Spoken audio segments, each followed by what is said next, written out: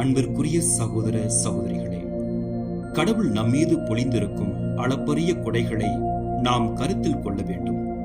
மிகவும் சிறப்பாக அவரது அன்பார்ந்த ஊழியனும் நமது பேறு பெற்ற தந்தையுமான தூய பிரான்சிஸ் வழியாக ஏற்பட்ட நமது மனமாற்றத்திற்கு பின் மட்டுமல்லாமல், நாம் உலகத்தின் வீணானவற்றின் மத்தியில் வாழ்ந்த போதும் நம்மில் கடவுள் செய்த உகந்ததாக கருதியவற்றையும் நாம் கருத்தில் கொள்ள வேண்டும். கிளாராவின் இறுதி முறை 3. இன்றைய சிந்தனை: அருள் வாழ்விலும் நற்பண்பிலும் நாம் அடைந்திருக்கும் வளர்ச்சிகளும் வளமைகளும் இறைவன் தந்த கொடைகளால் ஆனது என்றாலும், அவை செயலாற்ற விளை நிலமாக இருந்தவை நமது பெற்றோர், உடன்பிறப்புகள், பயிற்சியாளர்கள் நமக்கு அமைத்துக் கொடுத்த சூழல்களும் வாய்ப்புகளும் வசதிகளும் ஆகும்.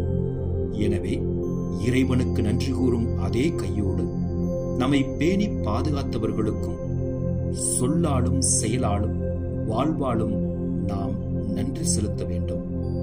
இதனால் நன்றி சொன்னால் போதாது, நமது சாட்சிய வாழ்வினால் அவர்களுக்கு நன்றி சொல்வோமாக.